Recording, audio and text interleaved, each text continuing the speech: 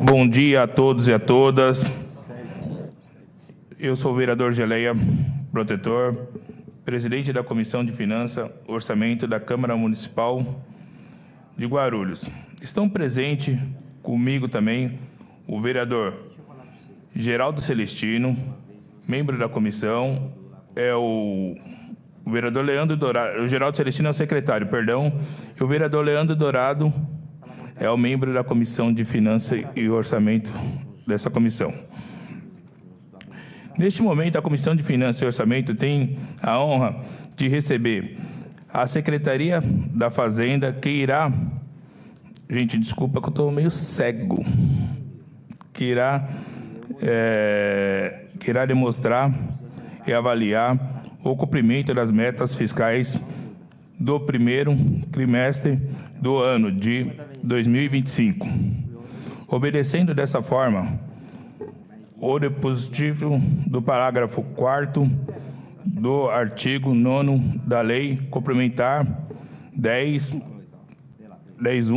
101, de 4 de maio de 2000, a Lei de Responsabilidade Fiscal. Estão presentes o senhor Renato Godoy, secretário adjunto da Fazenda, no qual convido já a tomar assento.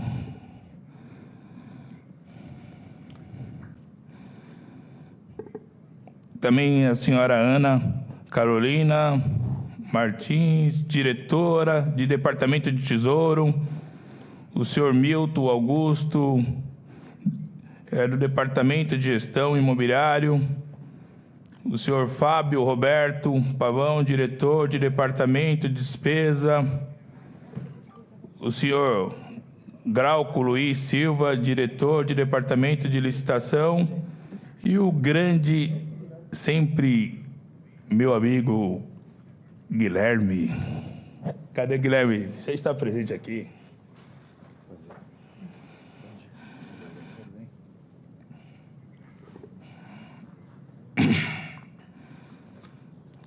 Após a apresentação, abrirei as palavras para que os vereadores que tiverem questão relacionada ao cumprimento da meta fiscal e os munícipes ainda que receberão acompanhamento do evento enviará perguntas remotas por meio da palavra plataforma e democracia. Gente, vocês me desculpem, mas eu estou precisando ler um óculos urgente mesmo, hoje que eu acabei de crer. Se quiser que eu faça a leitura. Dourado, você que terminar aqui, que essa letra aqui eu já não estou enxergando mais baixo. Aqui embaixo. As inscrições.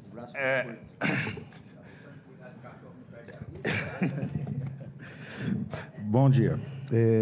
Então, os munícipes ainda poderão acompanhar o evento e enviar as perguntas remotamente por meio da plataforma e-democracia.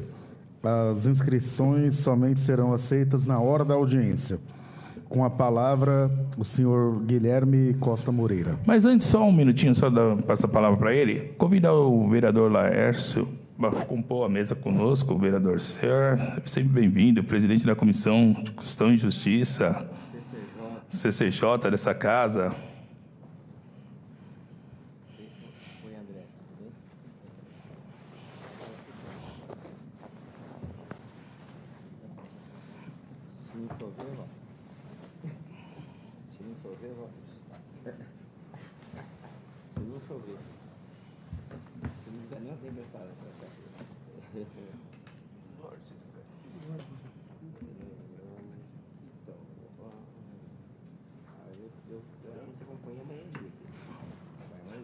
Só um minutinho. Também a assessora da vereadora, representando a vereadora Carlinda Tinoco, está a Rosângela.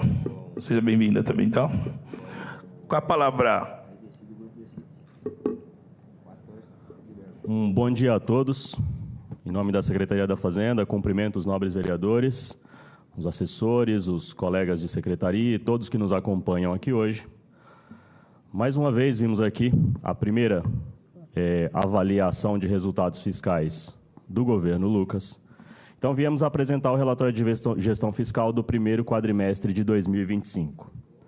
Basicamente, o que a gente traz aqui são o RGF, o Relatório de Gestão Fiscal, é um relatório quadrimestral que pretende apresentar o cumprimento dos limites constantes da Lei de Responsabilidade Fiscal, limite de gastos com pessoal, limite de endividamento, dentre outros.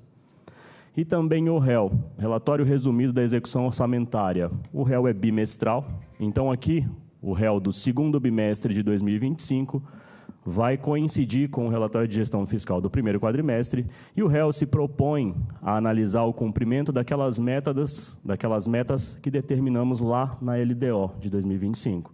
Então, metas de resultado primário, de resultado nominal, de resultado previdenciário, tudo isso aqui a gente vai analisar o cumprimento. Tanto o RGF como o REL, suas versões completas e originais foram publicadas no Diário Oficial da última sexta-feira, então já consta lá, nos próximos dias vão ficar disponíveis também no site da Prefeitura. E a gente vem aqui com uma visão mais didática, tentando tornar aqueles dados que podem ser muito densos para quem não é do cotidiano, do dia a dia, do orçamento público, trazer aqui uma versão que seja mais palatável de tudo isso, sem prejuízo de podermos entrar no documento técnico caso seja necessário. A gente vai começar aqui, antes de entrar de fato em RGF e REL, falando um pouco de receitas e despesas, para a gente contextualizar o cenário em que todos esses indicadores são construídos e aferidos. Das receitas, as receitas públicas orçamentárias, a gente vai dividir ela em dois grandes grupos, as receitas correntes, que são, por exemplo, receitas de impostos e taxas, receitas de contribuições, receitas de serviços, receitas patrimoniais, transferências correntes, tudo isso aqui dentro das receitas correntes, somadas das receitas de capital, que vão ser aquelas operações de crédito, que vão ser alienação de bens, dentre outras.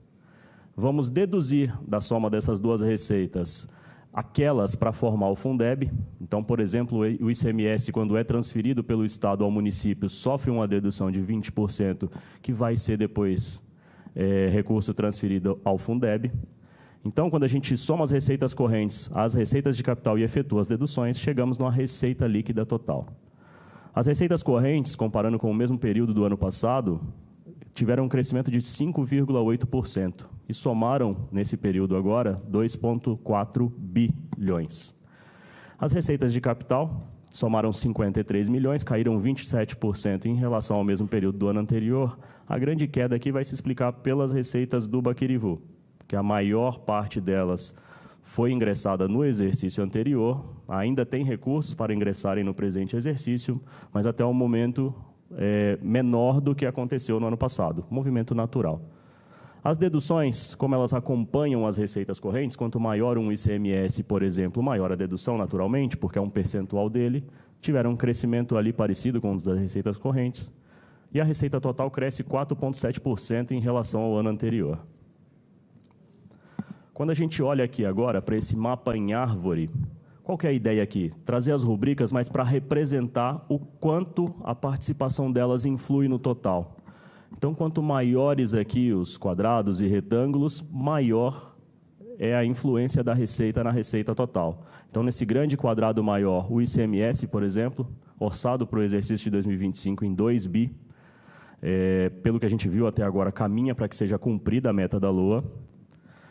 O ISSQN, orçado em 1 bilhão, e do que a gente vê até agora, vai tranquilamente superar em mais de 10% o orçado na LOA.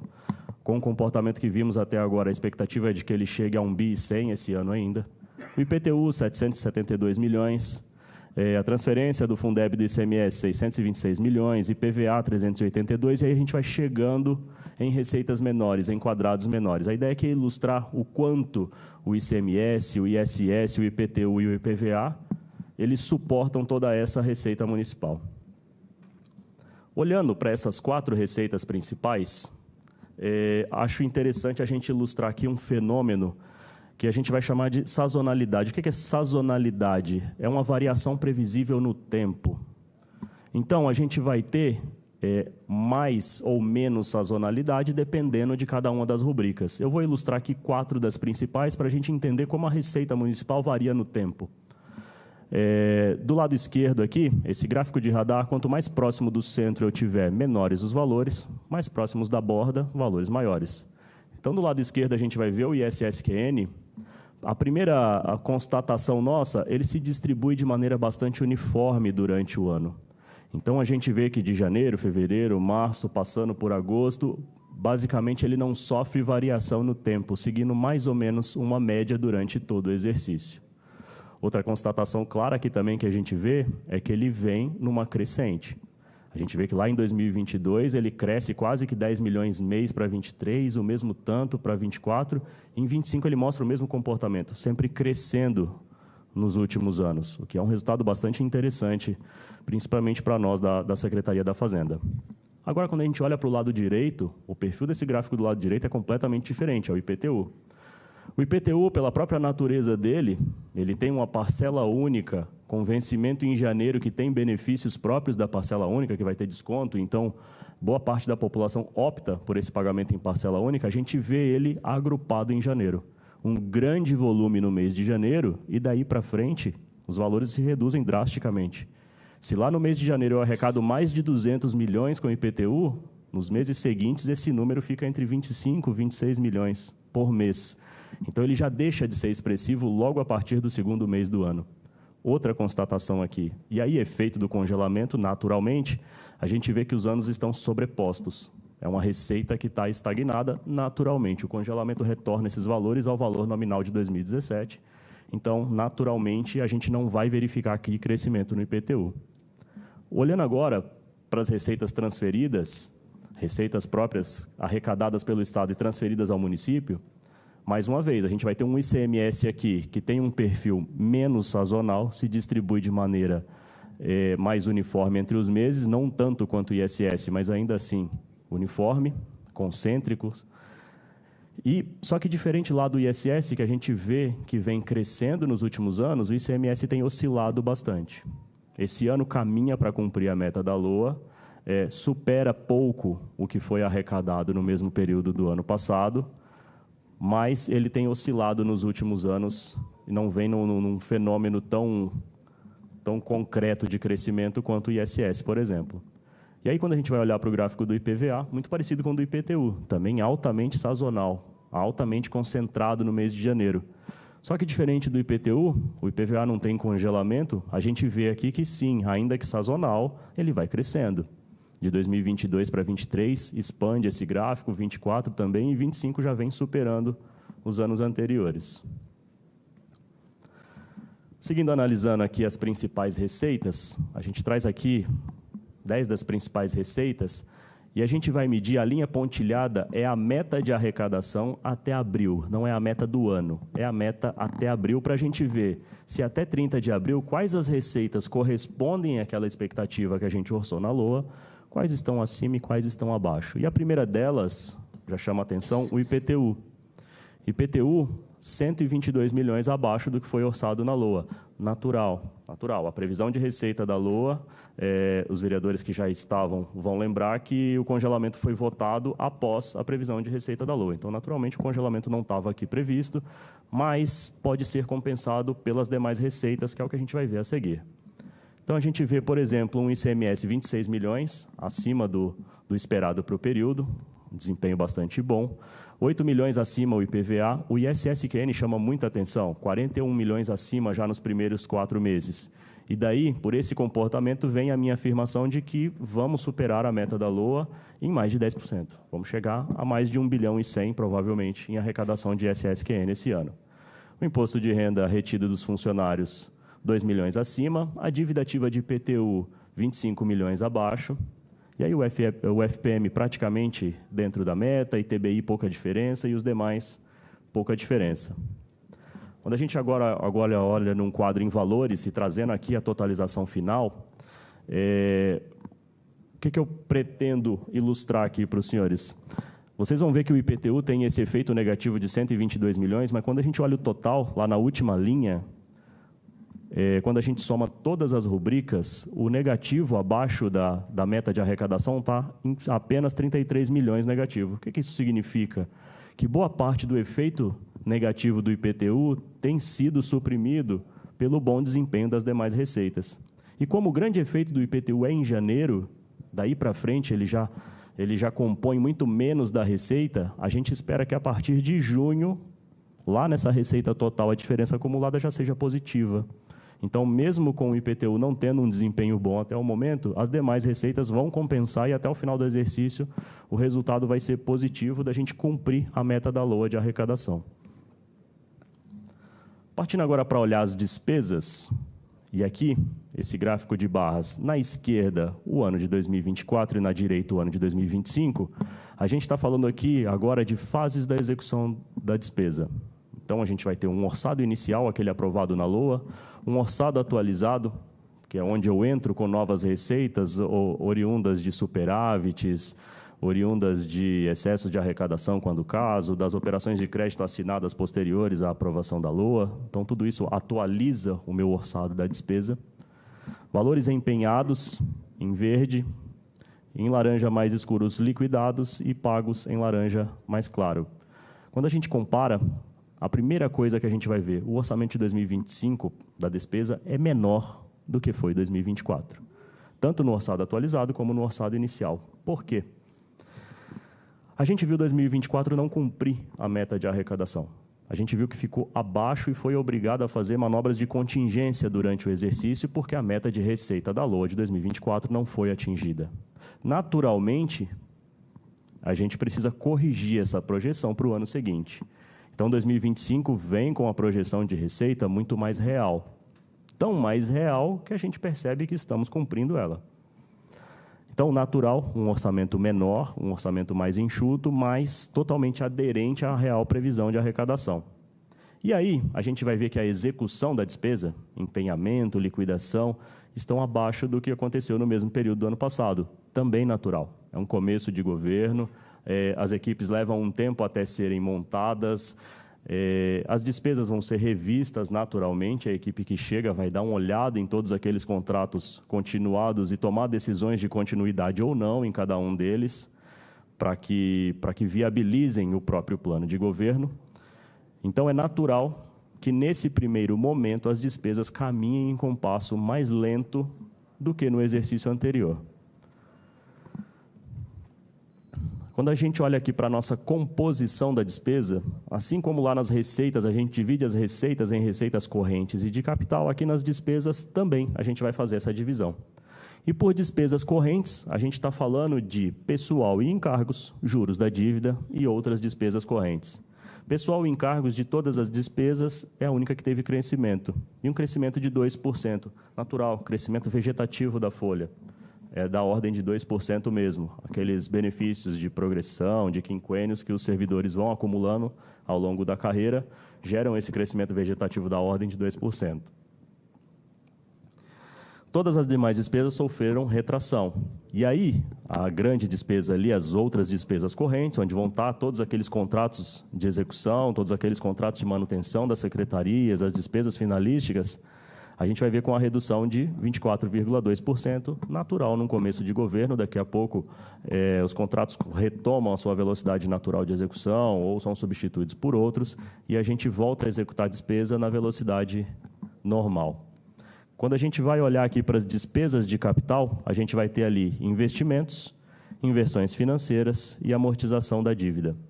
Então, investimentos com queda, seja porque a gente tem menos receita de capital para investimento, o Baquirivu ainda não entrou os valores esperados para esse ano, ou o natural compasso desacelerado desse começo.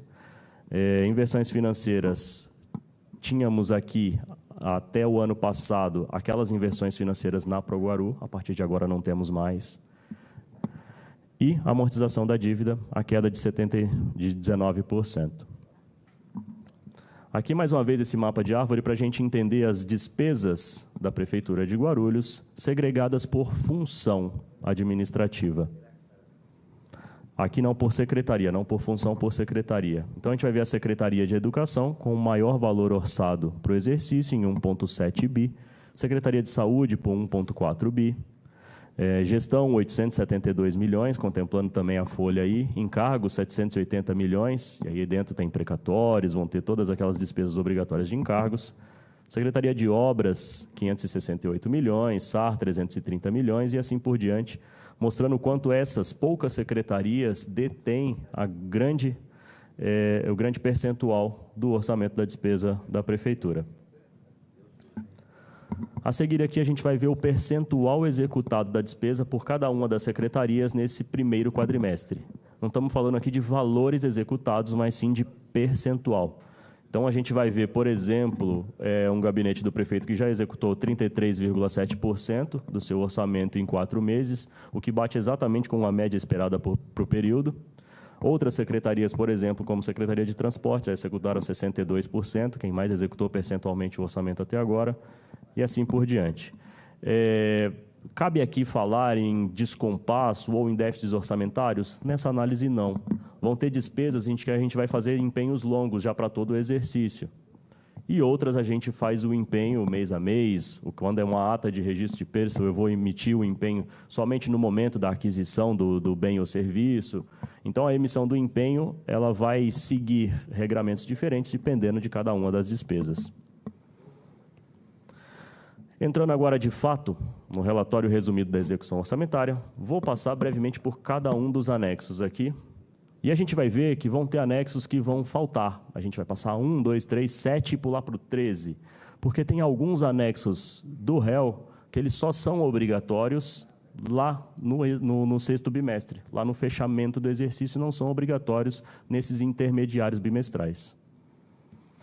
O primeiro deles aqui, a gente vai trazer um diagrama de Sankey aqui, resultado orçamentário. O que é resultado orçamentário? A diferença entre as minhas receitas orçamentárias e as minhas despesas orçamentárias. Do meu lado esquerdo, as receitas. Então, do centro para a extremidade, a gente vai ver que ele tem uma primeira divisão. Receitas correntes, com quase 98% das receitas sendo de receitas correntes, e apenas 2% em receitas de capital, aquela subdivisão pequena em verde escuro lá embaixo. E aí, dentro das receitas correntes, a gente faz aquela divisão em receita tributária, de contribuições, patrimonial, serviços, transferências, e nas de capital ali as operações de crédito, aqui para a gente ver a dimensão da composição da nossa receita corrente. Quando a gente olha agora para o lado direito, a primeira coisa que a gente vai perceber, a gente tem uma subdivisão, a gente vai ter um lado vermelho, que são as despesas correntes de capital, e também vai ter uma faixa azul, que é o quê? Que é o excedente. Como eu tenho mais receitas que despesas orçamentárias até esse momento, no primeiro quadrimestre, essa faixa em azul é o resultado orçamentário. É um menos o outro. Então, como é positiva essa diferença, como eu tenho mais receitas orçamentárias que despesas orçamentárias até esse momento, o meu resultado orçamentário é positivo, então a gente vai chamar ele de um superávit orçamentário da ordem de 453 milhões até 30 de abril. No anexo 2, a gente vai segregar aqui as despesas do município por função administrativa. E aí a gente vai ter, assim como era lá naquela divisão por secretaria, aqui também na divisão por função, o maior deles é educação, ali em laranja, que contempla 30% do orçamento municipal executado no primeiro quadrimestre. Saúde, 24%, assistência social, 1% ali com 40 milhões, a função administração, em amarelo lá em cima, 13% da despesa, 383 milhões. Encargos, 10%, 288 milhões. Urbanismo, 411 milhões, 14%, e assim por diante. No anexo 3 do réu, a gente vai trazer um conceito muito importante aqui, que é o da receita corrente líquida. Quando a gente falou de receita corrente, lá na primeira abordagem de receitas, a gente falava de receita total.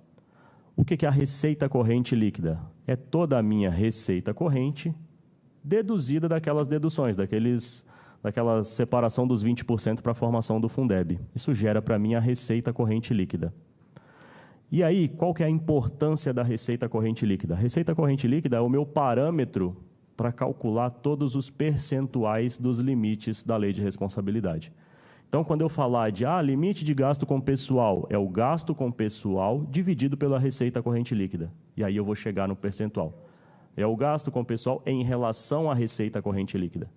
Então, essa é a receita corrente líquida, o parâmetro que vai ser utilizado para os cálculos de percentual de limites. E aí, aqui não é uma apuração de um quadrimestre ou de um bimestre fechado. A receita corrente líquida vai sempre contemplar 12 meses. Então, se o nosso mês de referência é abril de 25, a gente vai trazer abril de 25 e os 11 meses anteriores. Por que isso? Para eu aqui diluir o efeito de sazonalidade das receitas. Eu vou ter sempre um janeiro contemplado aqui nesse cálculo com 12 meses. Então, a receita corrente líquida que vamos usar como parâmetro para todos os nossos cálculos de limite, 6,3 bilhões. Anexo 4 do réu, resultado previdenciário. O que é resultado previdenciário? A diferença entre as receitas previdenciárias e as despesas previdenciárias. E aí, de cara, vemos aqui a separação em 2 cenários, o fundo capitalizado e o fundo financeiro. Fundo capitalizado é aquele fundo do IPREF para os servidores admitidos após setembro de 2000. Então, aqui dentro desse fundo, a gente vai ter os servidores transpostos, por exemplo, os novos admitidos. O que a gente vai ver nessa forma de apresentar aqui, esse gráfico em cascata? A gente vai ver em azul receitas. Então, a cada uma das receitas ele vai somando e agregando para a gente chegar num total de receitas e depois a gente começa a abater as despesas. Pela própria formação desse fundo capitalizado, a gente vai ver que ele tem muito mais receitas que despesas. A maioria do pessoal ainda está na ativa, então é natural que ele tenha contribuições muito acima das retiradas. Poucos inativos e muitos ativos. Então, a gente vai ver que chega ali a quase 160 milhões em receitas, somando ali as contribuições de segurados na primeira barra, contribuição patrimonial na segunda e a receita patrimonial, que são as rentabilidades na terceira barrinha azul ali, que vão somar quase 160 milhões nesse primeiro quadrimestre. E um pequeno volume de despesas, aquelas despesas com aposentadorias, pensões por morte e compensações entre regimes. A diferença entre essas receitas e as despesas é de 147 milhões, ou seja, eu tenho 147 milhões a mais de receitas que despesas, um superávit previdenciário de 147 milhões. Do lado direito, no fundo financeiro, o cenário é oposto. É um fundo que contempla aqueles servidores admitidos antes de setembro de 2000. Esse fundo, diferente do capitalizado, ele tem a maior fatia dos seus contribuintes como inativos e pensionistas. Poucos funcionários na ativa, então sua receita é naturalmente menor. Então, a gente vai somar ali as receitas de contribuições, segurados, as patronais, a receita de rentabilidade a gente vai ver também pequena. Então, a gente soma pouco mais de 20 milhões em receitas, mas quando a gente olha as despesas, a gente vai ter ali quase 140 milhões em despesas. Quais despesas? Aposentadorias, pensões por mortes. E aí, como a gente tem muito mais despesas que receitas aqui nesse fundo, naturalmente ele é um fundo deficitário. Então, a gente tem um déficit previdenciário no fundo financeiro de 120 milhões até abril de 2025. Anexo 5 do réu, a gente vai falar de resultado nominal. Resultado nominal tem 2 metodologias de cálculo e uma delas, ele vai medir para nós a variação da dívida fiscal líquida do município em relação, aqui nesse caso, ao encerramento do exercício anterior. Então, quando a gente olha para a dívida fiscal líquida do município, que é o quê? Cada círculo desses aí, cada anel desses vai representar a dívida consolidada, e aí, em laranja e verde, e o outro laranja, as deduções, a gente vê que a dívida reduz de tamanho, a dívida fiscal líquida ela vai de 2,3 bi em 2024 para 1,981 agora em 30 de abril de 25. Como eu tenho a redução da dívida, eu tenho um superávit nominal. E qual o valor? A diferença entre esses dois valores. Então, 330 milhões é o meu resultado nominal. A meta da LDO para o exercício é uma redução da ordem de 244. Então, nesse momento, estamos reduzindo a dívida mais do que a meta que a LDO impôs para nós. Então, por enquanto, tudo bem nesse quesito. E a gente vai ver que o grande responsável por essa redução é a disponibilidade de caixa. Fechamos o ano com a disponibilidade de caixa de 474 milhões e, nesse momento, já somam mais de 819 milhões de disponibilidade de caixa, aqui entre recursos próprios e vinculados, a soma de todos eles. Em seguida, anexo 6 do réu, resultado primário. Se lá o resultado nominal media para mim a variação do meu endividamento, o resultado primário vai ser a diferença entre as minhas receitas primárias e as minhas despesas primárias. Receitas primárias são aquelas receitas não financeiras, ou seja, são todas as minhas receitas descontados daquelas receitas financeiras, juros e operações de crédito. Então, quando a gente olha na composição aqui, de novo, um gráfico em cascata, a gente vai somando as receitas e depois a gente vem deduzindo as despesas, a gente vai ver que estão todas aquelas receitas correntes de capital que falamos antes, menos a receita patrimonial, que são as rentabilidades de aplicação, e também não vai aparecer aqui as operações de crédito. Quando a gente olha para despesas primárias, o que são? São despesas não financeiras. Então, de todos aqueles grupos de despesa lá, de pessoal e encargos e outras despesas correntes e investimentos, quem não aparece aqui na despesa primária? As despesas com os juros da dívida e as despesas com a amortização da dívida, que são despesas financeiras. Da diferença entre os dois, resta para mim lá ao final o resultado primário. Como eu tive mais receitas primárias que despesas primárias até esse momento, eu tenho um superávit primário da ordem de 362 milhões. Na LDO, foi definida uma meta que comporta, inclusive, um resultado negativo, ou seja, 234 milhões de despesas a mais que receitas. Então, nesse momento, estamos dentro da meta, com bastante diferença ainda daquela meta para o exercício. A seguir, restos a pagar. E aí, restos a pagar, a gente tem duas situações em restos a pagar. A gente tem restos a pagar processados, ou seja, aquelas despesas de exercício anterior, em que no final do exercício, lá em 31 de dezembro, eu tenho em mãos já uma nota fiscal devidamente atestada e liquidada, mas que ainda não foi paga. Então, ela segue como restos a pagar processados para o ano seguinte. E do lado direito, eu vou ter o restos a pagar não processado, que é o quê? Eu tenho um contrato assinado, eu tive um fornecimento ou um serviço prestado ainda no exercício anterior, mas que a nota ainda não foi emitida, ela vai ser emitida a seguir, lá no ano seguinte. Então, esse compromisso de despesa existe, porque é um serviço prestado, é um produto contratado, mas que ainda não tem uma nota fiscal, vai passar por todos aqueles procedimentos ainda de ateste, liquidação, para seguir a pós-pagamento. Então, olhando para os processados do lado esquerdo, a gente vai ver que do total, 215 milhões deles foram pagos, 1 milhão e 800 cancelados, restando um saldo de 168 milhões. Já nos não processados, a gente vai ver que deles liquidados 6 milhões, pagos 5,9, cancelados 23. E aí, por que o cancelamento aqui é grande nesse não processado? Porque na hora de medir se o serviço foi prestado ou não, muitos serviços são estimativos. E aí, a gente vai auferir ao final do mês de competência quanto de fato foi. Por exemplo, uma coleta de lixo. Tem um valor previsto, mas no fim das contas a gente vai pagar efetivamente pela tonelada de lixo recolhida. Então, tem uma diferença naqueles valores empenhados e pode gerar uma sobra ao final. Essa sobra é cancelada, se somam esses 23 milhões. E um saldo ainda a pagar de 22 milhões. E réu anexo 13, todos os demais nesse meio aqui não são obrigatórios nessas apurações intermediárias, vão aparecer lá no réu do sexto bimestre.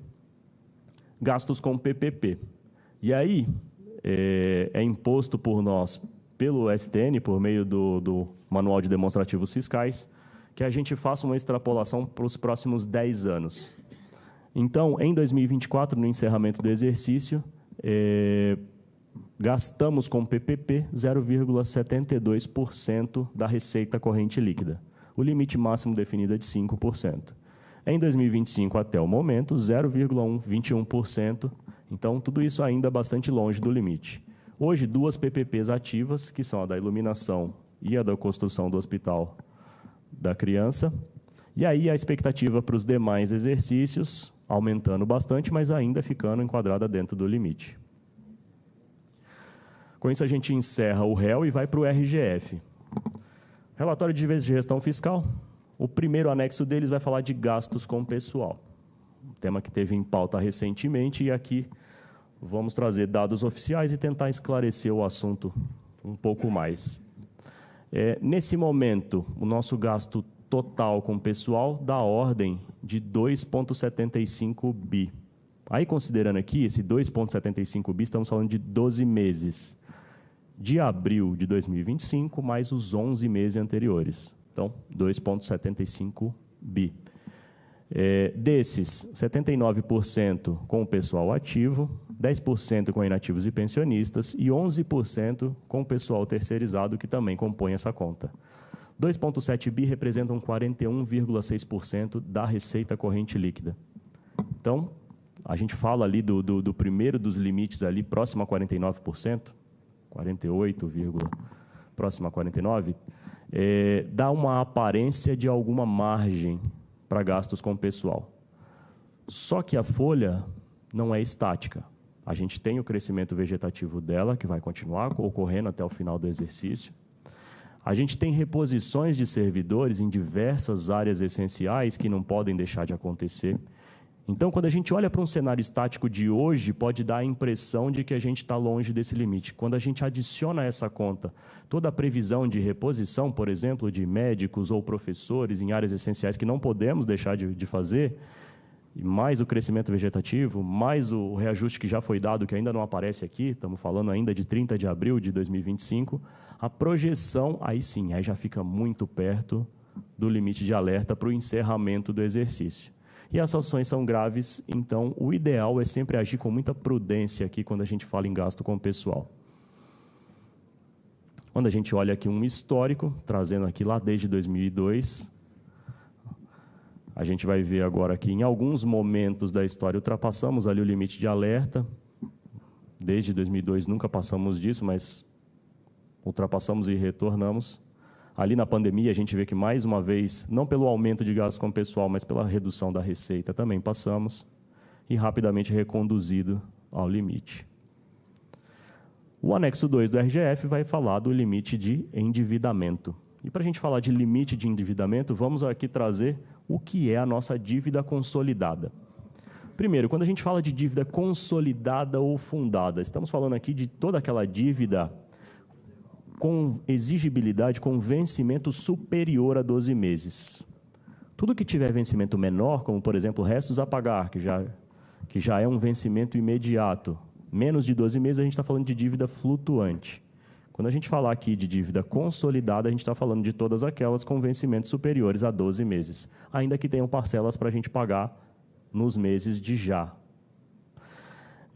Vão compor a dívida consolidada, a dívida mobiliária, no momento não temos, a dívida contratual, somando 1,61 bi, que reduz em relação ao mesmo período do ano anterior em 3,4%, os precatórios, em 1,28 bi, uma queda de 9% nele, e outras dívidas não temos.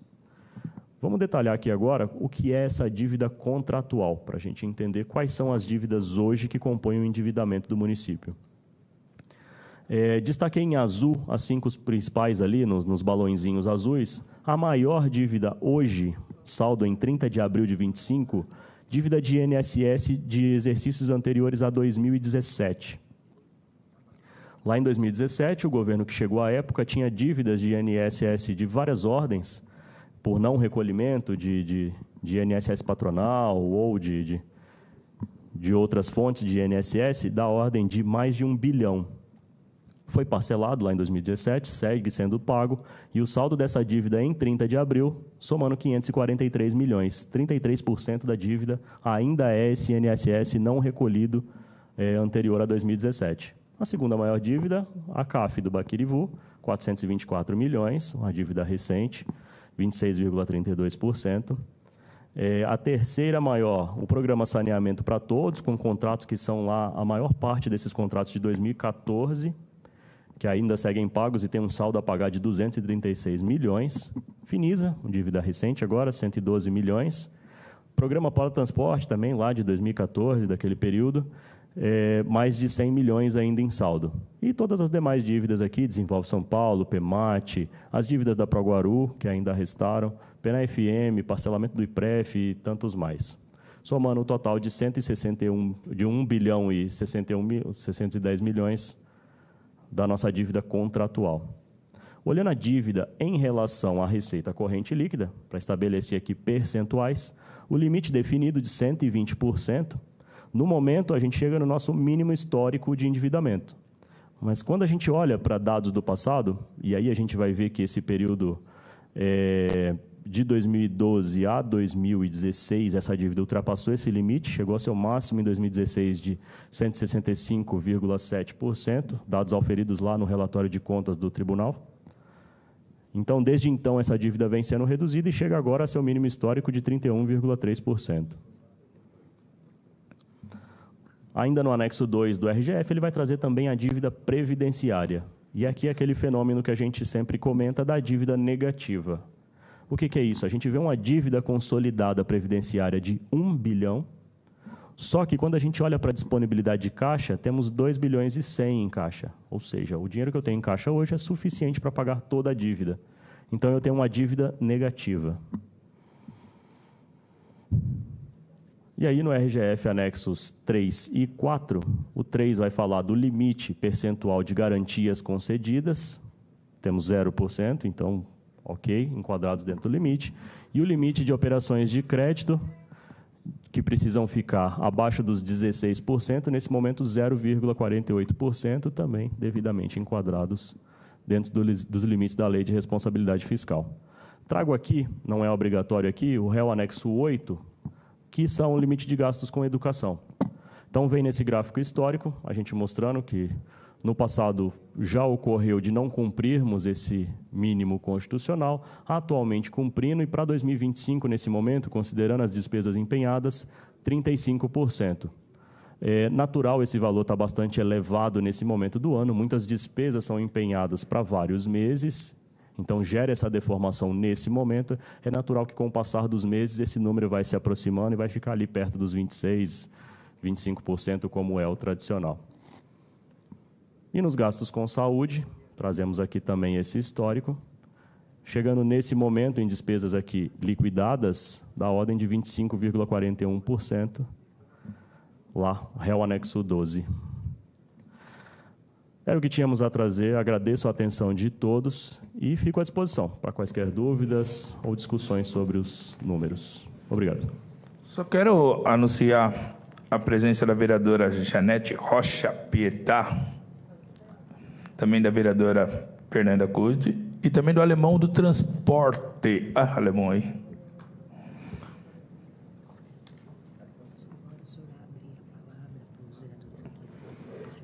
Gente, eu vou abrir agora para a palavra o primeiro nobre vereador para fazer qualquer pergunta, o que desejar. A vereadora Janete. Vereador, só desculpa, só que a vereadora Janete já tinha se inscrevido. Ela pode? É que a senhora é uma mulher, né? Sempre a gente prefere ser gentil com a mulher, né? Concordo com Vossa Excelência, as mulheres sempre têm prioridade. Não, a senhora tem prioridade, é uma mulher.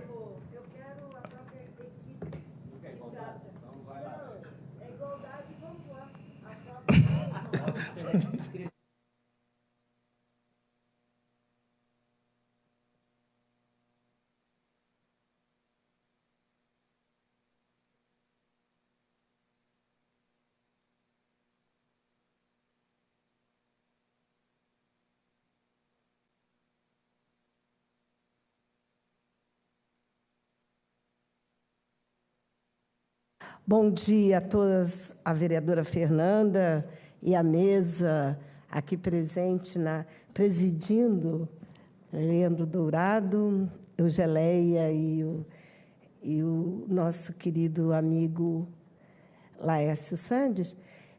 Quero saudar também o secretário adjunto. E aí a minha primeira pergunta é, será que vai continuar a não vir o secretário oficial, porque ele continua, né? Então, ele nunca veio em 8 anos e vai continuar na meta de não vir. Mas, de qualquer maneira, secretário adjunto, diga para ele que nós estamos querendo a presença dele, viu? Você está aqui, Paulo, né? Renato Godoy. Guilherme, você sempre apresentando, né? E hoje, nesse gráfico, você fez uma modificação, até didática, mas eu gostaria de perguntar algumas questões. Primeiro, me parece que o IPTU está abaixo do OAS, mas, em compensação, o ISSQN está numa projeção maior, né? Então, eu gostaria de saber, primeira pergunta, tem dívida ou não tem? Porque o prefeito Lucas disse que a dívida era de 7 bi, não é isso? Ou eu estou enganada? E, no entanto, nos seus resumos, a dívida é menor. Então, eu quero saber como é que está a fala do prefeito com a fala da Secretaria de Fazenda. Essa é a primeira questão. A segunda questão é o seguinte,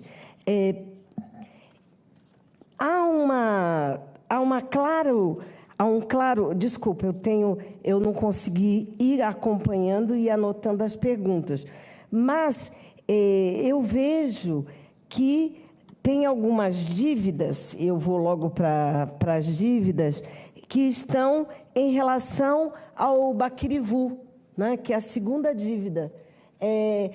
E quais são as consequências disso? Essa dívida é de quê? É a dívida pelos juros? É a dívida porque foi gasto e não foi pago? Como é que essa dívida, no seu quadro, eu estou procurando aqui meu quadro e não deu, eu não gostaria de saber essa dívida. A outra dívida é em relação a Proguaru. Tem ainda uma dívida. Como é que está a situação da Proguaru, tendo em vista que ainda existe uma pequena dívida no seu quadro apresentado? Eu estou procurando aqui no meu... infelizmente, eu não estou... Mas, de qualquer maneira, eu formulei essa pergunta. O quadro, você sabe qual é, né? É aquela redondo, né? Que você mostra que tem dívidas com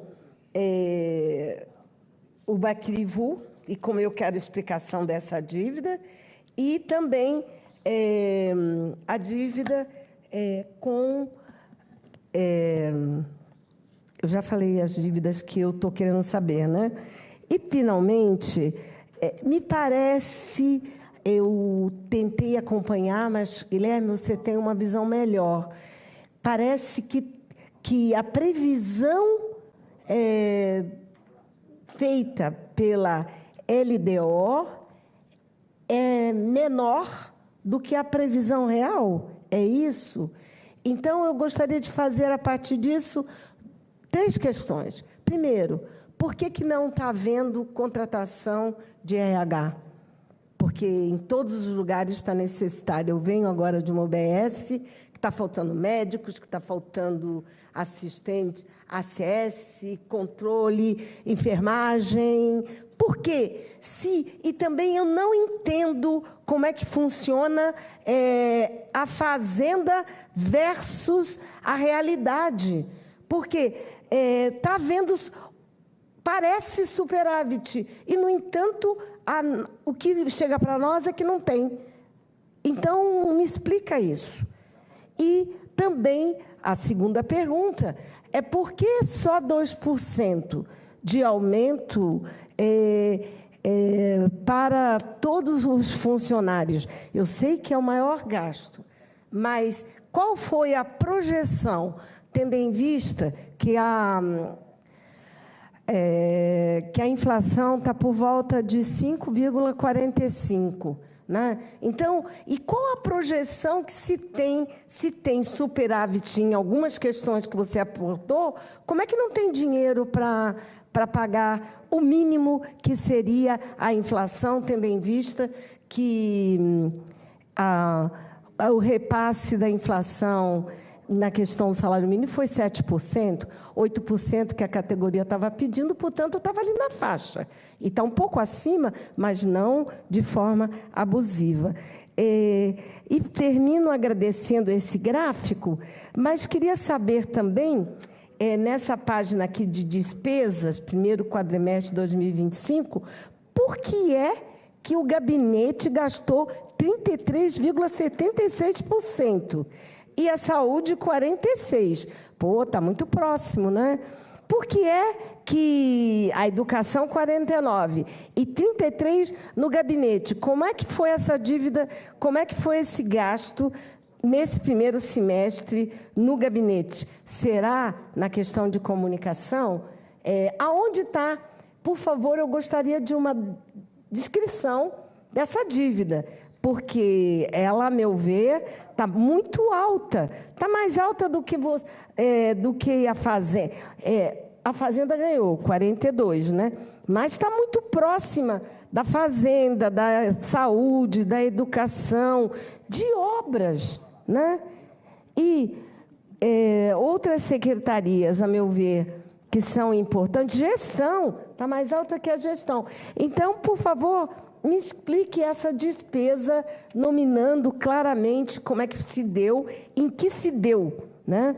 Porque eu gostaria de entender, talvez, apesar de acompanhar sempre, não consegui entender como é que foi o gasto do gabinete. São algumas questões e, depois da sua explicação, certamente eu terei algumas outras perguntas a partir da sua resposta concisa, Guilherme, que você sempre procura fazer. E eu agradeço também, que eu sou sempre aquela que pergunta, que você, posso assim chamá-lo, né, com todo respeito, você fez aqui, nas suas duas, você já sabia que eu ia perguntar, os gastos na educação e na saúde. Eu agradeço, né?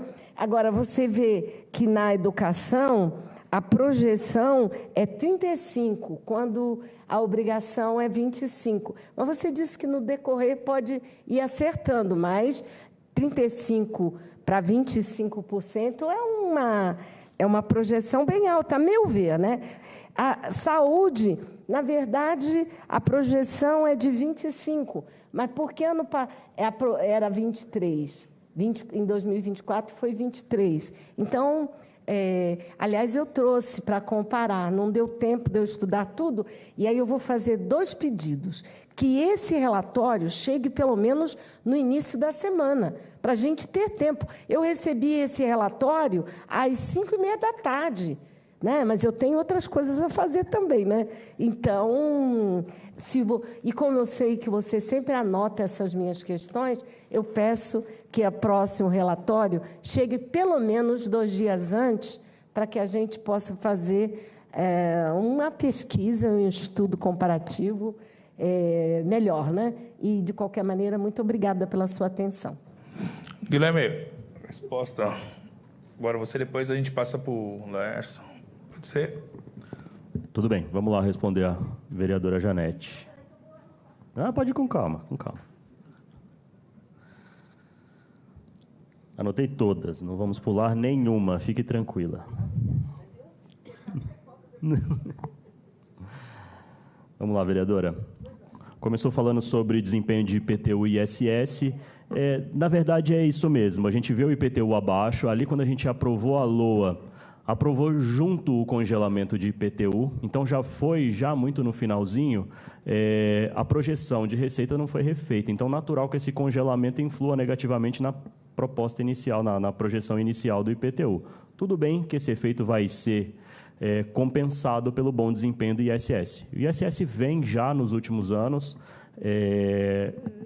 por esforço ali da Secretaria da Fazenda, aumentando. Então, nos últimos 4 anos, a gente duplicou a receita de ISS. Ela era da ordem de 457 milhões, 460 há 4 anos atrás, e agora ela supera 1 bi e segue crescendo.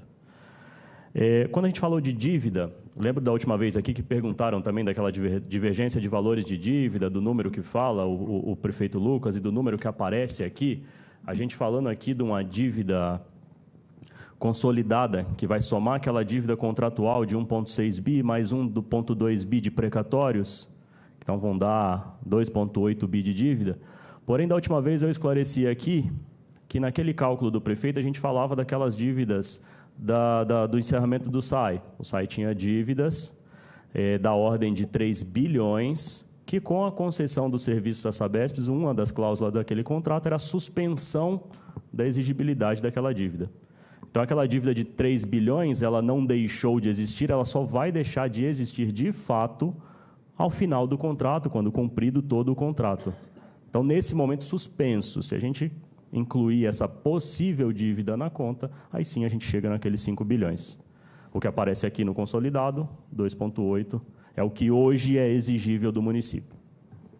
Certo? Então, existem os 5 bilhões, sim, parte dele suspenso, dependendo do cumprimento daquele contrato com a Sabesp de concessão. Se o contrato for destratado em algum momento, cai essa suspensão da dívida e ela volta a ser devida, volta a exigibilidade dela a contar para o município.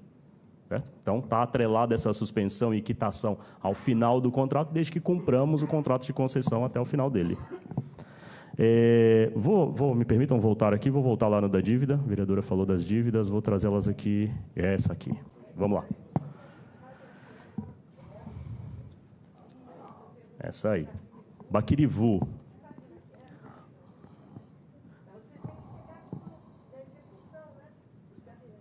Chegarei lá, anotei todas. Baquirivu. A gente soma aí 424 milhões em dívida. Essa dívida, naturalmente, não é exigível neste ano. Todo esse 1,6 bi de dívida aqui não é exigível neste ano de 2025.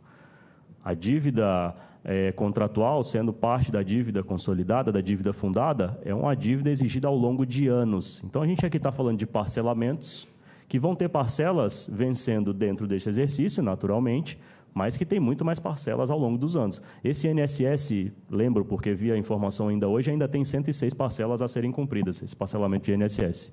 Sendo pago desde 2017, rigorosamente, ainda tem 100 parcelas pela frente. Mas essa dívida do CAF Baquirivu, se são juros, se são amortização, são as duas coisas. São as duas coisas. Então, a gente recebe o dinheiro da CAF para as obras do Baquirivu e tem um cronograma em que, ao longo dos anos, a gente vai pagando esse empréstimo. Então, 424 milhões é o saldo em 30 de abril que ainda resta pagar, seja em amortização, seja em juros dessa dívida.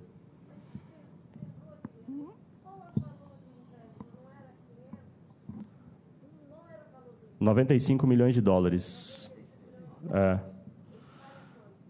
Então, a cotação do dólar vai flutuar lá, quando aprovado pela Casa era 1, e ao longo dos anos vai com todos os problemas de um empréstimo tomado em moeda estrangeira. Mas também aprovado pela Casa, com o consenso da Casa à época, é o que hoje resta dessa dívida. Quando a gente olha para Proguaru, ali em cima, lá no alto, que era a próxima pergunta em relação à dívida,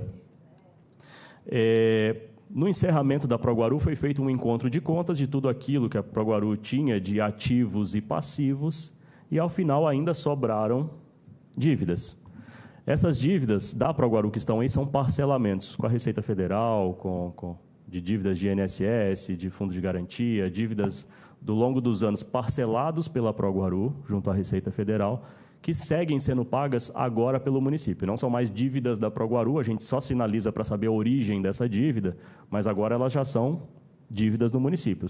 O CNPJ da Proguaru já foi baixado, então não faz nem sentido em falar dívida da Proguaru, são dívidas do município. Proguaru é só a origem dessa dívida.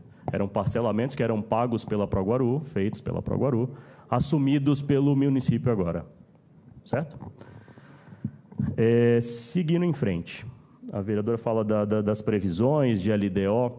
Na hora de montar o orçamento de 2025, lembro aqui que eu mesmo, apresentando aqui a LDO e LOA de 25, falava que se tivesse que dar um nome para essa LOA e LDO, seria responsabilidade. Então, montado num final de governo, um orçamento com responsabilidade que fosse execuível para quem assumisse. E hoje, aquela fala lá de 6 meses atrás, de quase um ano atrás já, se concretiza. Então, é um orçamento que é menor, sim, mas ele é real. Não adiantava criar um orçamento maior que não se concretizasse. Estaríamos apenas criando um problema para o prefeito atual, que a gente vê que não é o caso. Falar, mas e esse aparente superávit? Parece que estamos bem, e aí a gente tem que pensar em fazer um corte. Toda a receita que eu arrecado em 2025 é para pagar as despesas de 2025. O problema vai residir aqui, que vai atrapalhar a minha execução no dia a dia, e aqui a gente está no mundo real, a gente traz restos a pagar do exercício anterior sem o devido lastro nas suas fontes específicas. Então, a gente traz em restos a pagar, na virada do exercício, mais de 400 milhões de reais em restos a pagar processados. E não processados, né? Mais de 400 milhões em restos a pagar processados e não processados. Toda vez que eu abro mão de recurso arrecadado em 2025 para pagar despesas de exercícios anteriores, eu gero um desequilíbrio no meu ano corrente. Então, no mundo ideal, onde não tivesse qualquer passivo de ano anterior, estaríamos muito bem, muito tranquilos. Tanto que as despesas de 2025 seguem sendo pagas quase que em dia, em diferença menor que 30 dias. Então, a execução de 2025, ela sim é uma execução muito mais tranquila. O problema, trazemos dívidas do passado e não dá para ignorar muitas delas. Então, isso torna mais desafiadora a execução do dia a dia. A questão de contratação de pessoal, o aumento, e aí a questão de um aumento estar limitado e não poder ser maior, nesse caso específico de 2025, não é uma questão orçamentária e financeira. Não é por falta de dinheiro. Tem orçamento, tem recurso financeiro para. O problema é o limite da lei de responsabilidade fiscal. O problema é uma folha inchada já próximo do limite da lei de responsabilidade, impede, mesmo que eu tenha dinheiro de dar aumentos maiores. Então, seria orçamentariamente possível? Orçamentariamente, sim. Mas, dentro dos limites da lei de responsabilidade, não. Porque, apesar de ainda estar ali próximo de 42, quando a gente somar um crescimento vegetativo da ordem de 2%, mais o aumento de 2% que foi falado agora, só aí já estamos em 46 quase. A gente vai falar das reposições que necessariamente vão ter que acontecer. Não aconteceram ainda. Começo de governo, as secretarias precisam se entender para saber se a demanda é aquela mesmo, se não é. Secretaria de Gestão vai lidar com tudo isso. Vai acontecer naturalmente, vai ganhar velocidade tudo isso ao longo da execução, naturalmente. Mas tem tudo isso para acontecer, por mais que o 42 é agora em 30 de abril. Precisamos garantir que lá em 31 de dezembro ainda estejamos abaixo do limite de 48%. 48 o alerta, e aí 51 é o limite catastrófico, que aí deu tudo errado mesmo, mas as sanções são sempre muito graves. Começa pela exoneração de assessores, então... Isso, mas aí em 51 tem sanções. Então, aí a gente começa a ter sanções que são graves e retroagir a folha de pagamento é um movimento muito difícil. Então, por isso, toda vez que a gente vai tomar movimentos de expansão de folha de pagamento, é sempre com muita prudência, porque retroagir é sempre muito doloroso. Seguindo, gastos de gabinete...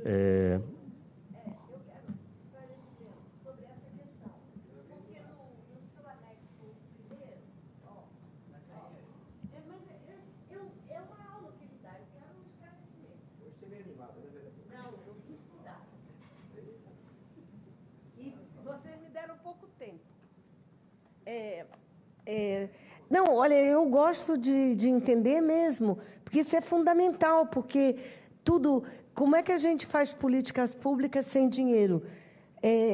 Num debate que eu tive recente, eu disse, a primeira questão de políticas públicas é ter dinheiro.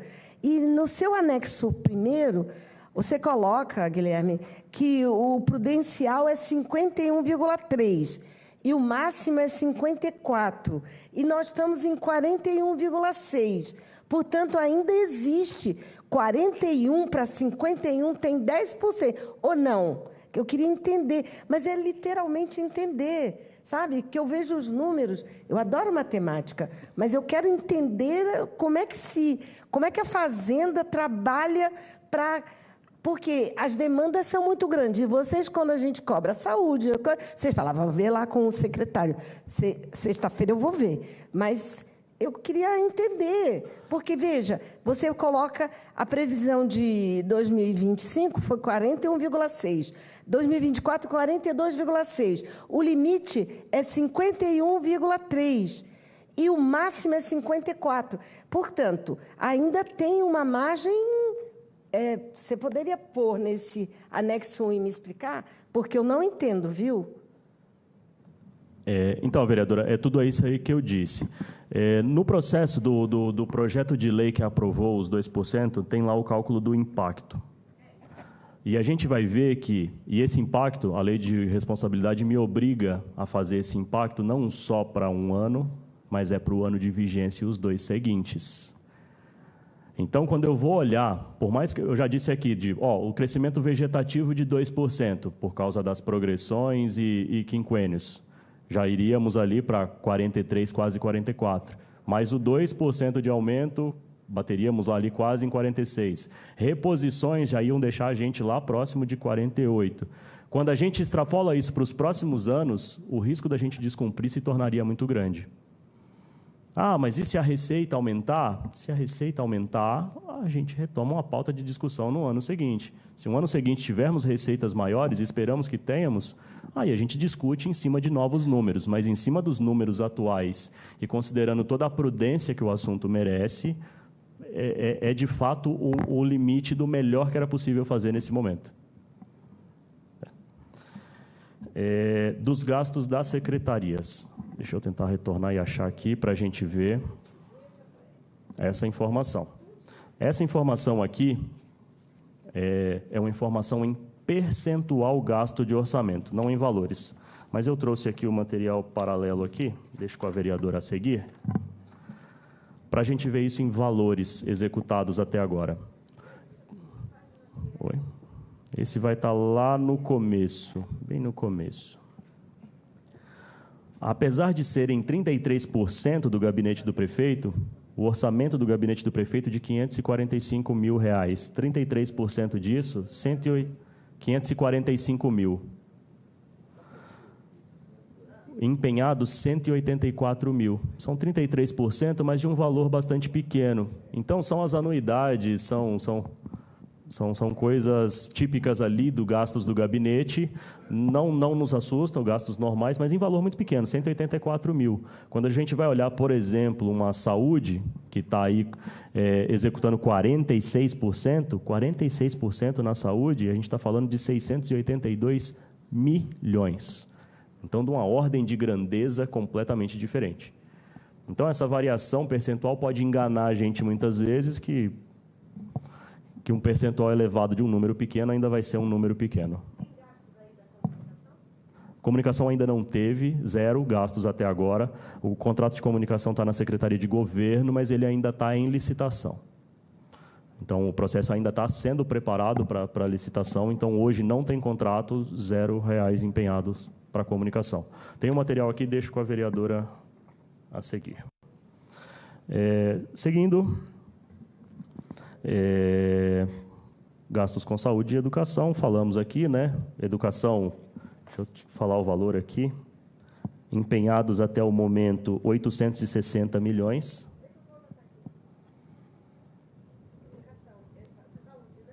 Saúde foram 682 milhões empenhados e educação, 860 milhões empenhados até 30 de abril de 2025.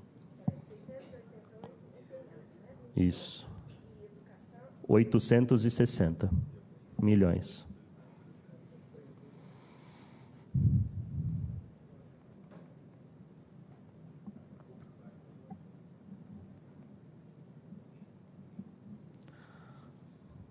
A vereadora falou também do tempo de entrega dos relatórios. Me comprometo a entregar antes, vereadora. Me comprometo a entregar. Não muito antes, a informação é produzida, encerra em 30 de abril, a contabilidade tem todo o tempo que ela necessita de levantar todos, produzir os documentos oficiais que ela publicou lá na última sexta, mas consigo sim entregar com 2 dias de antecedência. Me comprometo. Atendido?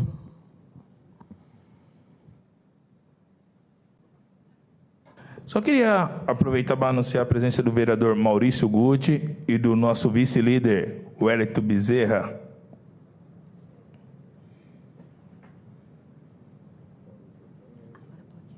Agora o vereador Laércio.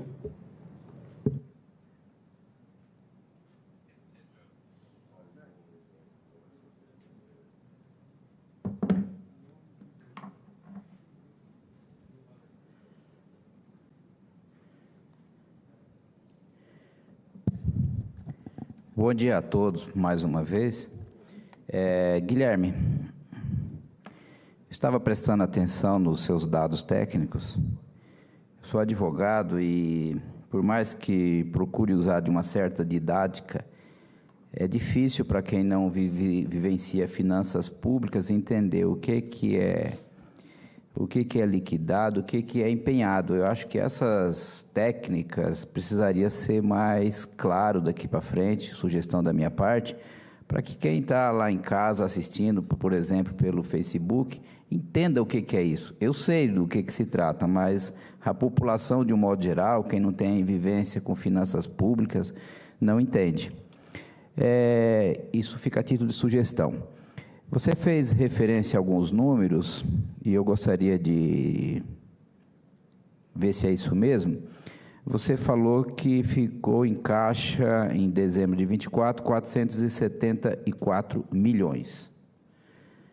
E, ao mesmo tempo, disse em restos a pagar, processados, 168 milhões, e não processados, 22 milhões, ou seja, 190 milhões. É isso? O governo deixou recurso para pagamento dos restos a pagar ou não? Considerando que em caixa, segundo sua fala, ficou 474 milhões. Uma outra situação, uma segunda questão, com relação aos precatórios.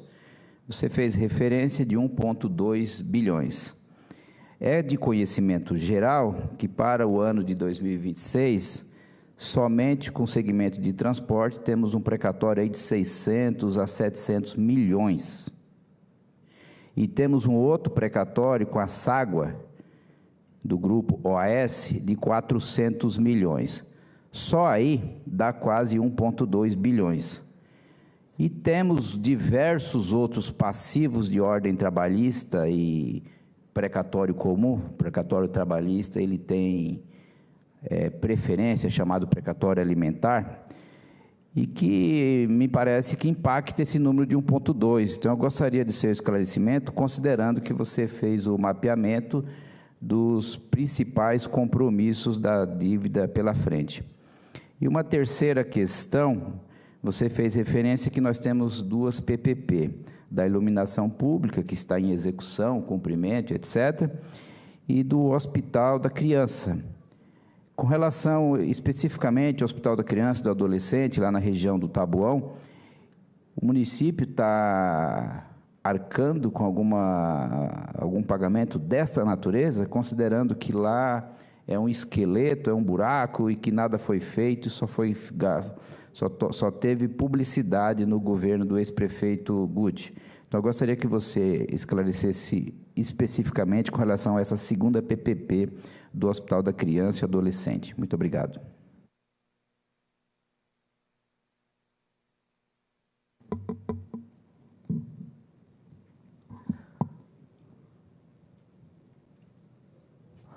Vamos lá, vereador. Muito boas considerações. Agradeço a sugestão aqui de esclarecer conceitos. É sim uma preocupação. Os dados da forma que são entregues à Secretaria do Tesouro Nacional, ao Tribunal de Contas, muitas vezes não são legíveis para a maior parte da população. Então, é uma intenção minha sempre vir aqui e tornar isso claro. Acato a sugestão, gostei. E só aproveitando já o ensejo, empenho. Empenho é quando eu pego parte do meu orçamento e gero um crédito para que alguém execute um serviço para mim ou me forneça um bem. Então, quando ele tem uma nota de empenho na mão, ele tem a garantia de que ele pode fornecer esse serviço ou bem para mim, que ao final, quando ele emitir aquela nota fiscal, os técnicos da prefeitura vão conferir se aquele serviço técnico foi devidamente prestado, se o produto entregue está naquelas especificações que estavam lá na licitação, se está tudo correto com aquela prestação ou entrega de bem, que é o que a gente chama de procedimento de ateste, é quando eu vou atestar que aquilo que eu contratei foi de fato entregue nos termos, valores e formas definidos no contrato, lá no edital de licitação. E aí, depois de conferido e tudo bem, a gente liquida essa nota. Quando eu gero uma nota de liquidação, agora sim o fornecedor tem um direito líquido e certo na mão de recebimento. Porque já foi prestado o serviço ou já foi entregue o bem, a prefeitura já conferiu. Então, aquela nota de empenho que fazia uma promessa de recebimento, a nota de liquidação garante esse recebimento e segue, então, para pagamento. A seguir, a gente falando de disponibilidade de caixa. E aqui, antes de entrar no assunto em si, o anexo do réu que vai falar de restos a pagar, ele fala de restos a pagar de exercícios anteriores, inscritos anteriormente. Então, em 31 de dezembro de 2024, quem é que eu tinha inscrito em restos a pagar? Os restos a pagar de 2023 e anteriores. Porque os restos a pagar de 2024 foram inscritos já nesse presente exercício, em 2 de janeiro. Então, lá naquele anexo, aquela conta que soma 160 milhões, mas aquilo era de 23 e anteriores. E aí, o número real de restos a pagar total, considerando também aqueles deixados de 2024, superam os 400 milhões. Então, 2024 e anteriores. No anexo, a gente falava de 23 e anteriores. E aí, mas se tinha 400 milhões de restos a pagar e tínhamos também 400 milhões em disponibilidade de caixa, por que não pagou? Não teria um problema, então, de fato? O problema é que a apuração, na forma que a lei de responsabilidade me pede, não faz distinção de fontes. Então, acontece que eu tinha, sim, disponibilidade de caixa, mas a maior parte dele, quase a totalidade dele, de recursos vinculados. Mas eu tinha dívidas de recurso próprio e eu não posso transpor recurso entre as fontes. Então, a minha disponibilidade de caixa, quando eu olho só para recursos próprios, não passava de 40 milhões. E aí, sim, eu tenho um dinheiro em caixa, mas eu não posso usar para pagar aquela dívida específica, porque eu não posso desvirtuar a finalidade daqueles recursos. Então, eu tinha em caixa recursos do Baquirivu, que ainda ia aguardar as execuções, mas que eu não podia usar para pagar essas despesas próprias. Atende aos limites da lei de responsabilidade, mas no dia a dia, na prática, eu não posso fazer essa transposição e simplesmente pagar essas despesas. Precatórios. Precatórios é um assunto interessante. Ali, esse número apresentado de 1,2 bi é a fila de precatórios na data de 30/4 de 2025. Esse número é um número também que varia a todo momento. Todo ano a gente paga precatórios e o valor que a gente paga por ano de precatório é um percentual da receita corrente líquida. Esse ano que a gente vai pagar de precatórios é 5% da receita corrente líquida. Vai dar mais de 250 milhões pagos em precatórios. No ano anterior, pagamos mais de 220 milhões em precatórios. Só que, ao mesmo tempo que eu tenho pagado esses precatórios e diminuído a fila, a gente perde outras ações que entram na fila e aumentam de novo esse bolo. Então, esse número já chegou a ser menor, ele aumenta de novo, a gente segue pagando esmerosamente, é um valor alto para pagar, a gente paga mais de 22 milhões por mês de precatório, mas enquanto as ações seguirem sendo perdidas nessa velocidade, a gente não vai conseguir vislumbrar uma redução desse estoque. E aí, exemplos claros disso, essas duas ações gigantes que podem simplesmente duplicar o nosso precatório se chegarem, de fato, a serem inscritas. São casos que ainda são discutidos, a Secretaria da Fazenda atuou nessa discussão desses valores, ainda não entraram na fila, então ainda não é um direito líquido e certo desses credores, mas são pautas que têm circulado e, sim, se entrarem nos precatórios, duplica essa dívida de precatórios. Tem um impacto grande no endividamento do município. PPPs. A PPP do Hospital da Criança, se tem pagamentos, não. Temos valores empenhados para esse exercício, mas dependendo da execução, só vão ser pagos se tivermos execução. E como exigência do contrato, temos hoje depositado a garantia da PPP. Então, a conta da garantia está constituída com mais de 32 milhões nela, como o contrato prevê, mas sem pagamentos. Respondido, vereador? Vereador Alemão do Transporte, com a palavra. Não, satisfeito, gerente.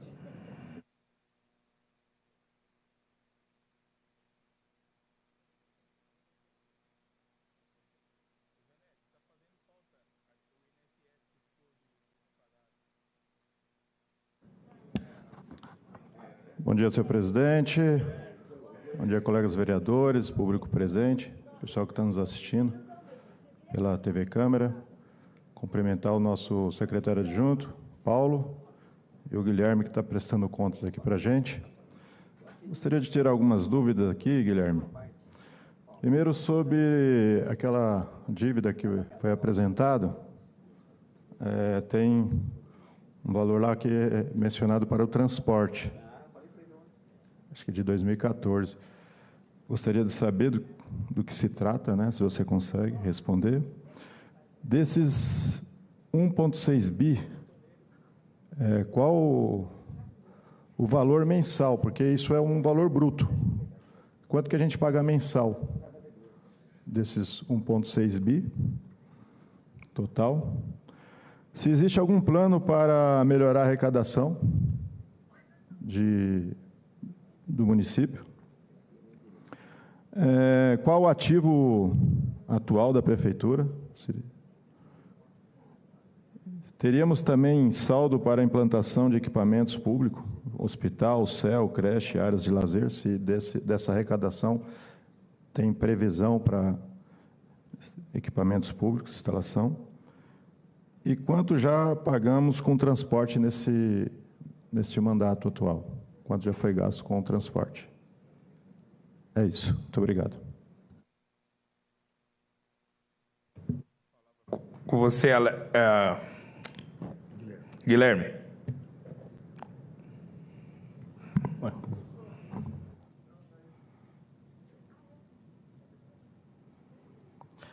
Vamos lá, respondendo às perguntas do vereador Alemão.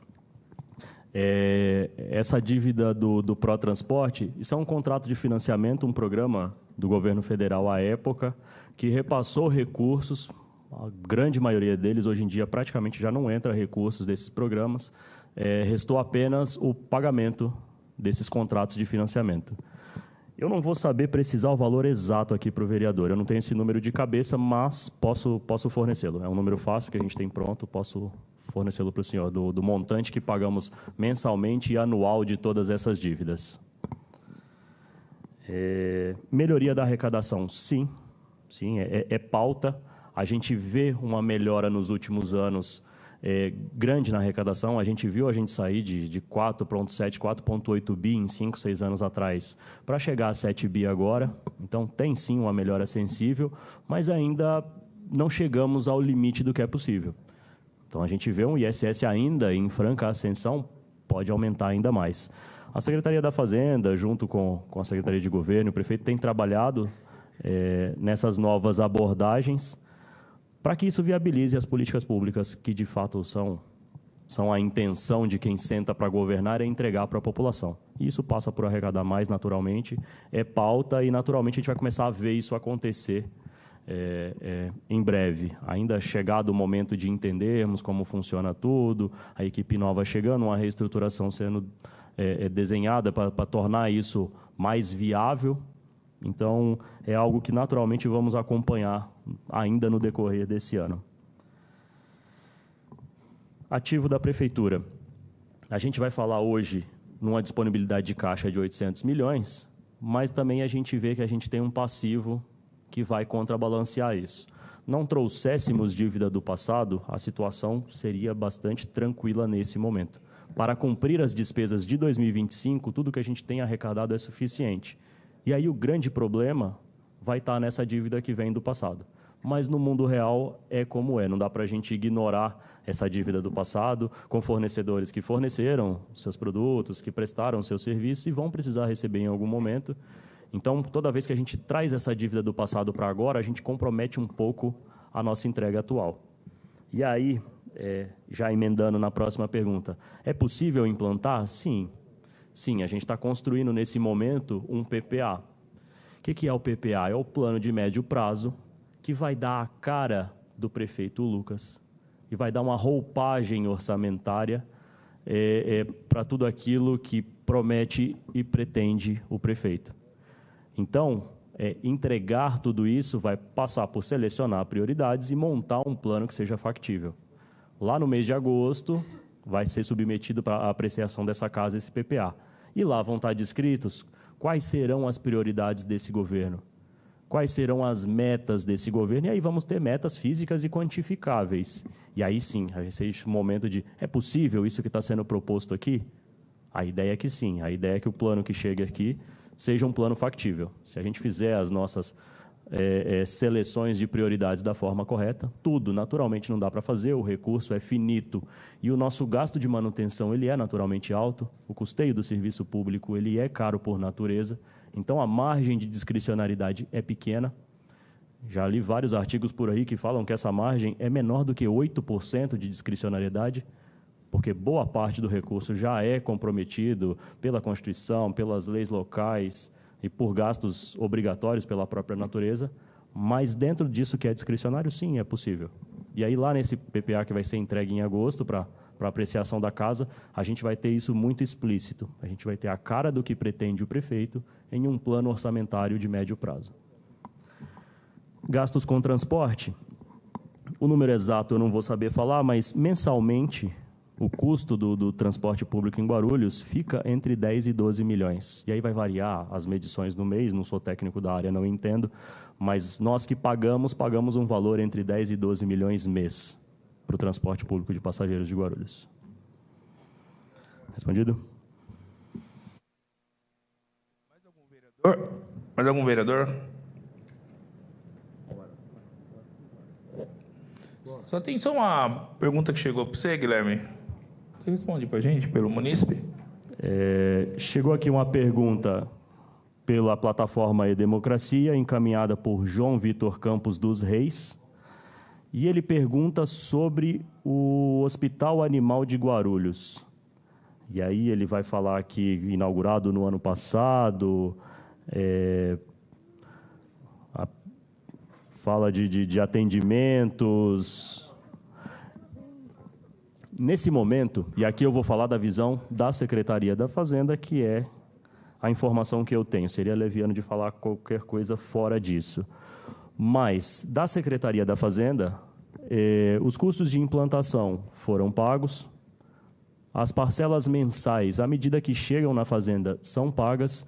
Então, hoje não temos parcelas em atraso. Então, tudo aquilo que é medido lá no hospital veterinário, na forma do contrato, atestado pelo seu fiscal, quando chega à Fazenda, segue regularmente pago. Então, nesse momento, não tem passivo com o Hospital Animal de Guarulhos.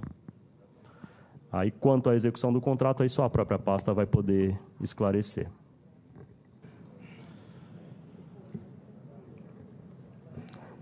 Mas, só o vereador Laércio se inscreveu rapidinho. Só uma pergunta que o vereador Laércio vai fazer. Está com a palavra, vereador Laércio. Guilherme, é um questionamento que é pertinente na própria estrutura da Secretaria. Qual a situação hoje do número que nós temos de inspetores fiscais?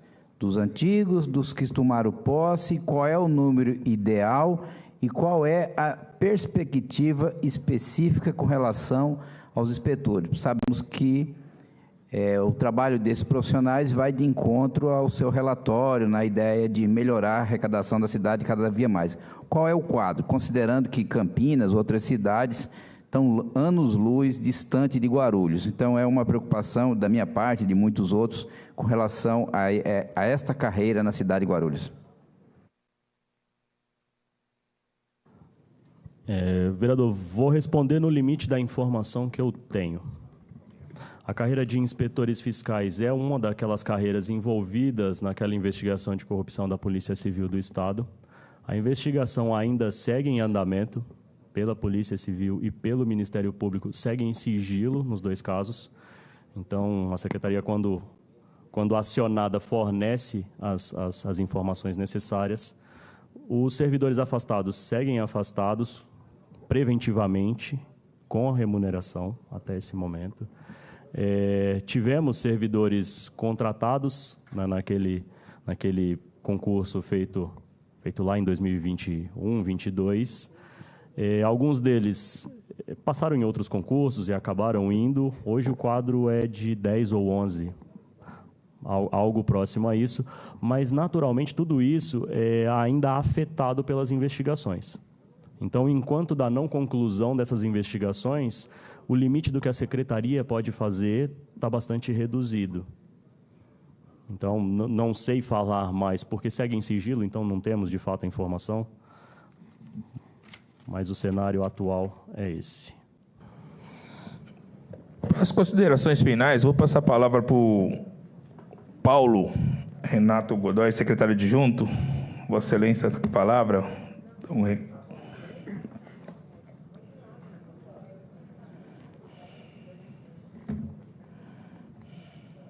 Obrigado. Obrigado à mesa, obrigado a todos.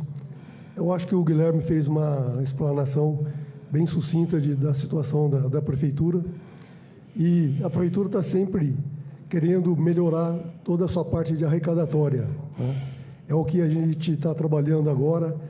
Vamos ocorrer algumas mudanças, né? E com isso vai acarretar fatalmente o aumento da arrecadação, tanto na parte IPTU, ISS e ITBI. E, com isso, possibilitar um serviço maior à população. É isso que nós esperamos, né? E o governo aposta nisso. Gente, eu quero agradecer imensamente o Guilherme, o Ibrahim. Mas a gente já tem aqui o Guilherme, tem que ver o Ibrahim. Não faz muito meu gosto. Já tem o Guilherme já vem aqui, já representa muito bem a secretaria, tá? Há muitos anos está presente. E eu queria parabenizar o prefeito Lucas por ter mantido esse time do prefeito Guti, que esses caras é profissional. Parabéns, o prefeito Lucas, por ter mantido o Ibrahim, o Guilherme, e declaro encerrada a sessão.